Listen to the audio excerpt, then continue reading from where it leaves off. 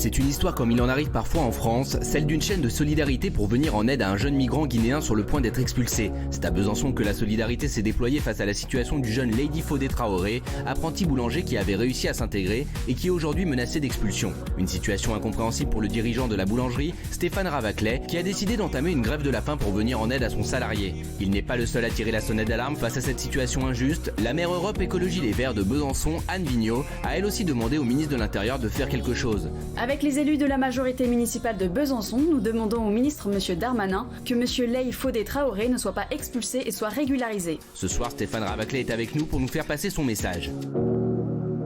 Merci Stéphane d'être là. Merci beaucoup. À vous tous. C'est nous qui vous remercions. Alors vous allez voir ce témoignage de Stéphane, il est fou, son histoire. Et regardez ce que m'a amené Stéphane, un petit baba au rhum, sirop d'agrumes, parce que baba. Mignon. Merci Stéphane, merci. Merci beaucoup pour votre attention. Alors Stéphane Lay, c'est un jeune homme de 18 ans qui a eu un très long parcours avant d'arriver en France. Il est parti de Guinée, il passe par le Mali, la Libye, il traverse la Méditerranée pour rejoindre l'Italie. Il arrive enfin en France. Et c'est il y a plus d'un an, septembre 2019, que vous avez pris Lay en contrat d'apprentissage de 2 ans. Vous aviez fait un appel d'offres. Oui, c'est un peu ça. Voilà. Et vous avez un manque de candidats. Et lui, il a tout de suite été volontaire pour venir vous aider dans votre boulangerie. En fait, j'avais déjà fait un article dans l'Est républicain, notre journal de Besançon. Oui.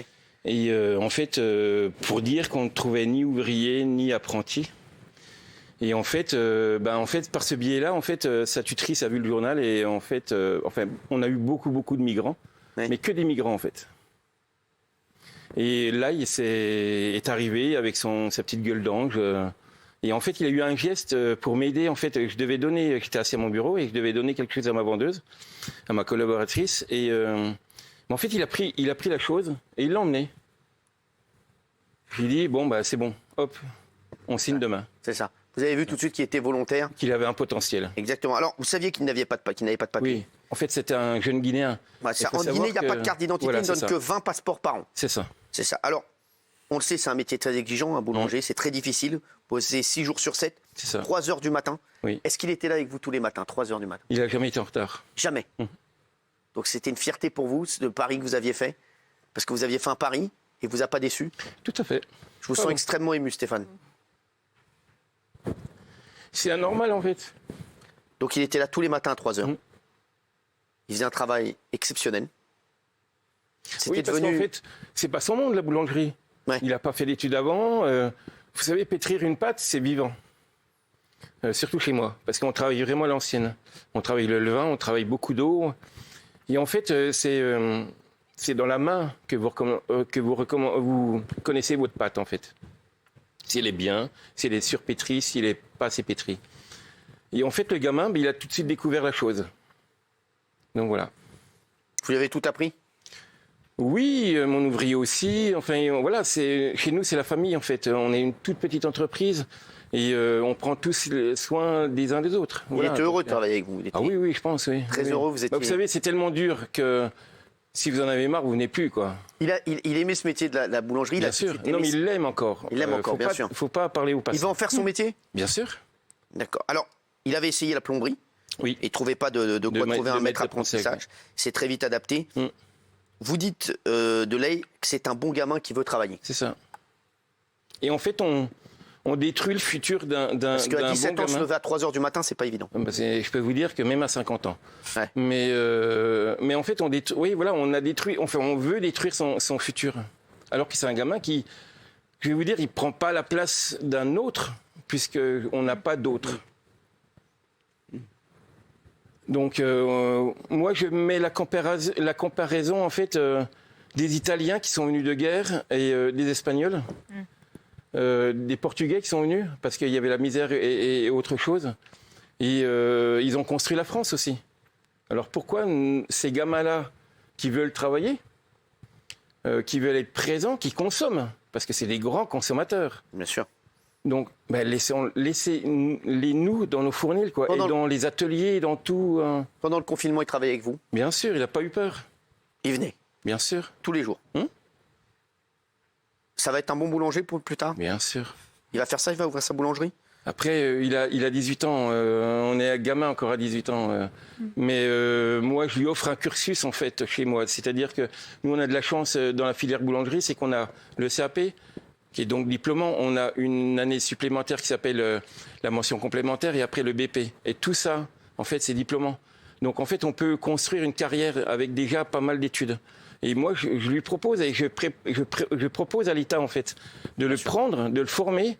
Et avec tous ces diplômes, il peut partir partout dans le monde. Alors, aujourd'hui, Lay est menacé de quitter le territoire. Oui. Quand il arrive en France, il est considéré comme mineur isolé. Le problème, c'est que Lay a aujourd'hui 18 ans, il n'est plus mineur. Donc, il est donc visé par une obligation de quitter le territoire. Et ça, comme vous le dites... oui, une obligation, mais il y a un terme aussi que je veux revenir dessus, parce que beaucoup de journalistes... En fait... Alors, je vais essayer de retrouver le terme. Voilà, c'est un éloignement. Ce n'est pas expulsion, surtout, parce qu'on expulse quelqu'un de dangereux dans la loi. D'accord. C'est un éloignement. Donc et lui, c'est un éloignement, parce que c'est un bon gamin. Enfin, au CFA, il n'a jamais fait de problème. Je lui avais dit, de toute façon, à son arrivée dans mon entreprise, il dit, mon gamin, t'es migrant. T'es pas quelqu'un... t'es pas quelqu'un de, on va dire, normal, en fait, dans la société. Et il va falloir que tu fasses attention. Exemplaires. Donc, tu ne fais pas l'idiot. C'est ça, il fallait qu'il soit encore plus irréprochable que les autres. C'est ce que je lui ai dit 10 fois ça. Et il l'a été. Il l'a été. Voilà. Jamais, il vous a jamais déçu. Jamais. Alors, il est donc... Là, en ce moment, il est quoi? Il est entre deux eaux, en fait. On attend le jugement... je regarde mes fiches, parce que je ne suis pas un grand orateur comme vous. On attend le jugement de Nancy, il me semble, le 26 janvier. Alors, il travaille avec vous en ce moment? Non. Il ne peut pas travailler avec vous, donc. Ben non, parce que l'État, en fait, nous demande de prendre des migrants pour les former. Voilà, très bien. Mais l'État nous le reprend. Pourquoi? Parce qu'il a 18 ans. C'est ça. Parce qu'il n'a pas de papier. Parce que ça. Pourquoi il vous les laisse? Quand il était mineur, il pouvait travailler. Pourquoi il les laisse à la base, alors? Ah, mais c'est la grande question. Pour les former. Je mets en parallèle, en fait, le fait, ou bien on les laisse dans le bateau gonflable, on regarde ailleurs, ils coulent, mais on a regardé ailleurs, ou bien on leur ouvre les portes, parce qu'on leur ouvre les portes à 16 ans. Ils ont un portable, ils ont un appartement, ils ont les vêtements, ils ont des vacances. Donc tout cet argent que l'État français met dedans, en fait, il est noyé avec leur départ. Alors qu'avec une politique beaucoup plus longue de visibilité de ce genre de personnes, et ben en fait, on arrive à modeler des personnes, à leur donner du travail dans des emplois qui n'ont pas bien sûr d'apprentis ou d'ouvriers, etc. Alors, vous, face à cette situation, vous avez décidé d'entamer une grève de la faim. Oui. Pour garder votre apprenti. Vous ne mangez plus depuis dimanche à minuit. Oui. Ça va comment? Non, vous sentez? samedi minuit. Samedi minuit. Oui. Comment vous vous sentez? Super bien, je suis avec vous. Non, vraiment, vous ne sentez pas trop faible? Non, mais premier, deuxième jour, j'étais à fond. Parce qu'on est excité, puis en plus, grâce aux réseaux sociaux, enfin, je ne sais pas si vous avez vu les chiffres. Bien sûr. Là, on est à, je ne sais pas où ça a été marqué, mais on est à 140. Alors, parce que j'ai lancé une pétition chez moi où on a 404 signatures sur la semaine, et on a la pétition lancée il y a 7 jours. On est à 142 600 sur change.org. Comment vous est venue cette idée de faire une grève de la faim? Je vais vous poser une question. Oui. Si je n'avais pas fait de grève de la faim, est-ce que je serais là? Non, c'est vrai, parce qu'on n'aurait pas été au courant.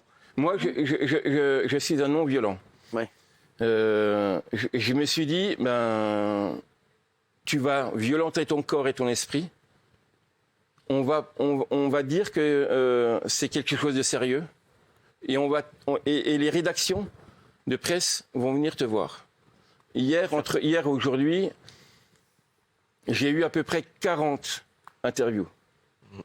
Tous les médias ont repris. Les médias de presse écrite ont tout repris. Bien sûr, sur les réseaux sociaux, ça a été un énorme buzz. C'est une avalanche. Oui, bien sûr. Moi, je suis pas fait pour ça. Moi, je suis un simple boulanger. Moi, je suis dans mon fournil pratiquement 15 heures par jour, voire plus. J'appartiens pas aux orateurs. J'appartiens pas. Moi, je suis un manuel. Je suis un pur manuel. C'est pas. Enfin, je devrais pas combattre. C'est pas ma vie de. Enfin, je combats pour mon entreprise depuis 24 ans. Mais je n'ai jamais pensé combattre pour quelqu'un, en fait. Mais. Ce gamin est arrivé. Ce gamin va peut-être partir. Vous avez eu un coup de cœur pour ce gamin? Mais oui, mais... Vous avez des enfants? Regardez-le. Vous avez des enfants, Stéphane? Je suis en train d'adopter. D'accord. Et ça, vous l'avez considéré un peu comme un fils? Tous mes employés font partie de la famille. Il suffit de le regarder son sourire. C'est vrai qu'il est... Et là, aujourd'hui, s'il devait repartir, vous seriez dans quel état? Je présume que je vais essayer de faire la grève de la faim jusqu'au 26. Et je travaille toujours. Hein. D'accord. Je suis toujours au Fournil. Vous pouvez pas l'adopter? Je dis une bêtise peut-être. Ouais, c'est vrai. Non, Oui, on y a pensé. À l'adopter, oui. Et alors? On y a pensé. J'ai encore, comme je suis déjà en train d'adopter ma fille, je ne peux pas être partout. Mais oui, ça peut être une idée. On m'a lancé l'idée sur les réseaux sociaux, bien sûr. Réfléchir. Vous seriez prêt à l'adopter? Bah, pourquoi pas? Il a envie, lui. Ah bah après, Il vous considère... là, c'est un grand taiseux. Il a autant un grand sourire qu'il est taiseux.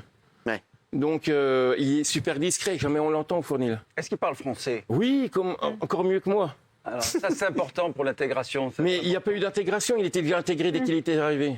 Alors, aujourd'hui, on va attendre la situation. Donc, vous allez faire la grève de la faim jusqu'au 26 janvier. Alors, je vais essayer. Vous allez essayer. Mais ça se passe plutôt Faites pas mal. attention parce que c'est vrai que vous avez déjà fait des petits problèmes de santé. Oui. Vous avez pas peur pour votre santé? Vous faites suivre? Oui, j'ai mon infirmière qui vient tous les 3 jours. Mais comment? Si je le fais pas, qui c'est qui le fait? On va le regarder partir, comme tous les autres. Moi, j'ai un dossier. J'ai un dossier de 2 autres. Alors, il y en a bien plus, hein. Mais de 2 autres apprentis, en fait, il y en a un qui est dans un garage. Le garagiste, il pleurait quand il m'a téléphoné. Pardon. Il n'y a pas de problème, Stéphane. Il n'y a pas de problème. On comprend. Le monsieur a 50 ans, à peu près.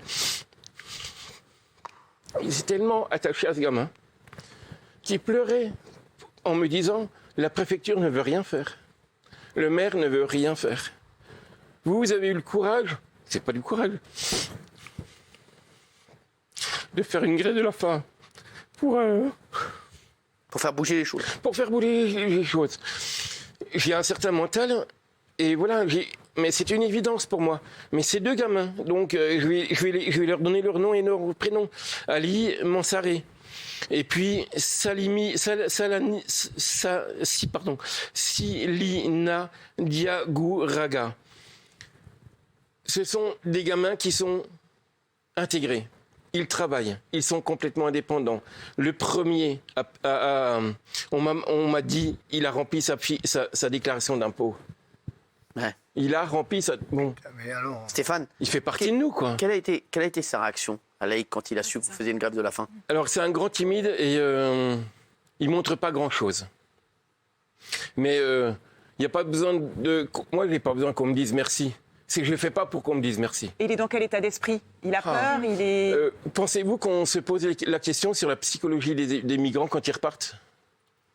Est-ce que quelqu'un y a pensé? Mais il a peur pour vous, là, Et non? lui, il a- Quand Il n'a même. pas peur pour vous en plus? Au niveau de votre santé, vous êtes à risque. Je sais, enfin, il sait que je fais quelque chose pour lui. Et qu'il y a des milliers d'internautes qui réagissent. Il connaît plus les réseaux que moi. Moi, je suis un vieux crouton là-dessus. Mais, sans jeu de mots. Mais Alors, il voit que ça monte et que... Bien sûr. Et je voulais aussi... Pardon. Je voulais remercier aussi Monsieur Glucksmann. bien sûr, Oui. Raphaël Qui a Glucksmann, relayé... qui a très bien relayé. Qui a la tweeté pétition. notre Bravo à Raphaël, pétition. une fois de plus. Ça a explosé. Moi, avant-hier, j'ai eu France Bleu. Il m'a dit, vous avez 2 signatures par seconde. C'est magnifique. Alors, vous avez fait une pétition qui s'adresse à Gérald Darmanin et Marlène Schiappa, qui sont rattachés au ministère de l'Intérieur. Est-ce que vous voulez qu'on essaie d'organiser peut-être une rencontre avec eux? Voilà. Écoutez, vous avez mon aval. Je reviens quand vous voulez. Est-ce que vous voulez que j'essaie d'appeler Marlène Schiappa? On Bien dirait qu'elle n'est sûr. pas au courant. Mais bien sûr. Bon, on va essayer de voir. Et on va essayer de voir si vous pouvez avoir un rendez-vous avec Marlène Schiappa. J'espère qu'elle n'est pas en lissage brésilien. Évitez de lui rappeler ça. Non, vous inquiétez pas. Non, mais et je pense qu'elle peut être sensible à cette affaire et peut-être regarder. Et Oui, je veux bien. Et déjà Mais vous avez contacté votre- on va essayer. C'est vrai que vous avez fait une pétition qui a été relayée par Raphaël Glucksmann. Et nous, Qui là, bouge maintenant- beaucoup, Raphaël, qui est formidable. Hein. Attention, on appelle la ministre déléguée, Marlène Schiappa. Pour l'instant, 4e sonnerie. Heureusement que c'est pas la valise RTL. Elle va me rappeler de toute façon. Alors, j'espère qu'elle me rappellera, mais si elle me rappelle, je vais essayer Je remonte à Paris, c'est pas d'avoir un rendez-vous. Après, vous connaissez le problème, c'est qu'ils vont dire comment on fait pour tous les autres. Alors, je vais vous C'est ça le expliquer. problème. Je vais vous expliquer. Vraiment, c'est le seul problème. Stéphane, je connais leur réponse. Hein. Non, mais moi aussi, vous savez, j'ai beaucoup réfléchi, je ne fais que ça pendant mes nuits. L'ail, il lui manque 6 mois d'apprentissage pour faire son CAP. Je sais qu'il l'aura. Je sais qu'il l'aura. Qu'il le passe. Il faut qu'il le passe. Bien sûr. Pourquoi donner autant d'argent à des mineurs pour casser Bien sûr, à 6 mois. l'élan de générosité de la France pour 6 mois? Exactement. Qu'est-ce que ça veut dire?